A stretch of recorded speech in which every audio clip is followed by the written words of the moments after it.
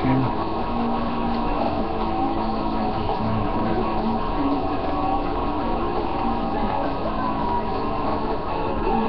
5:31 in the morning. It is Friday. There's some good news. It is the 14th day of August. It is also 21 degrees. It will rain, shower, thunder showers today. Mix of sun and cloud.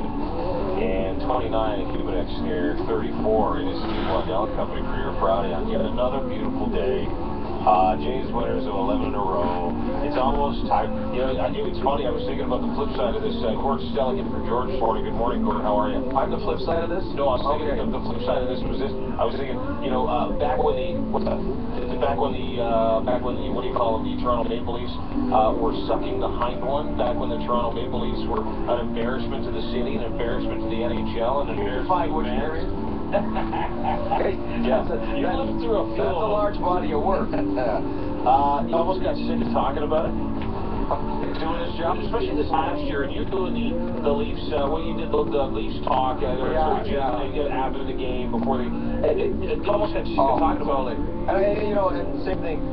When the Jays struggle a bit, you know, God love Mike Wilner, it's 162 games, you got to do it. Yeah. And it's funny, when I started smiling a bit, not just talking on here on Sportsnet 590 The Fan or whatever, whatever, I just think back to the 1980s, which was one of those decades you're talking about. There were some good blips, and there were a lot of players that wore the uniform and played well with pride. I always want to make sure I mention that because you kind of blow them all off by saying that. But I can remember it was the days where there just was a phone, right? There was nothing. Yeah. So you'd answer the phone, you'd be talking, and everyone's answer would always be like they'd be pissed if, can we get a player to come to my kid's birthday or whatever.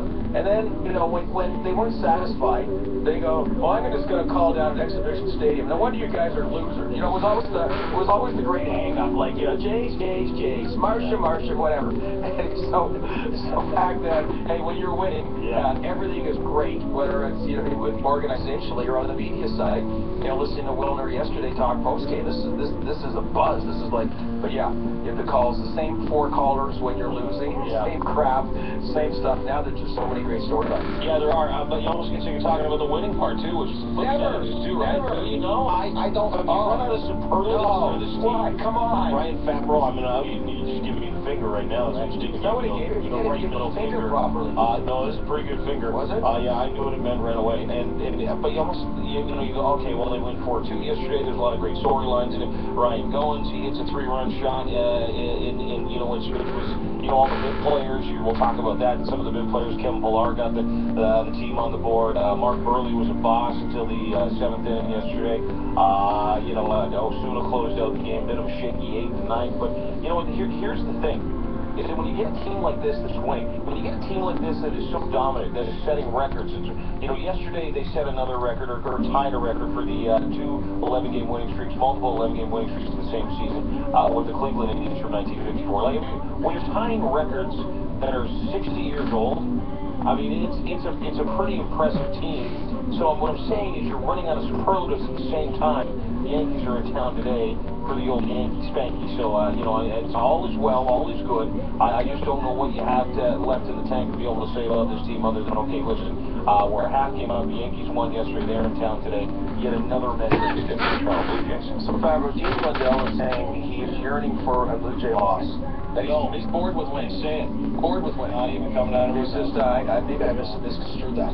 Maybe I misconstrued that. I'm saying how many more glowing things can we say about this team? And I'm the guy. I've been. You can say this. I've been waving the flag since the start of the year. I know. I'm looking. First of all, I asked Fabro to look up that there never was compelling baseball, except, believe it or not, when the Vietnam Liar, Tim Johnson, was the manager. That was actually a year and a fester since then. Yeah, I know. But anyway, that was. So here we are for starters. This was Tim Johnson, folks. In case you slept through that era, and rightfully so, or in case you're too young or you were too stoned to remember.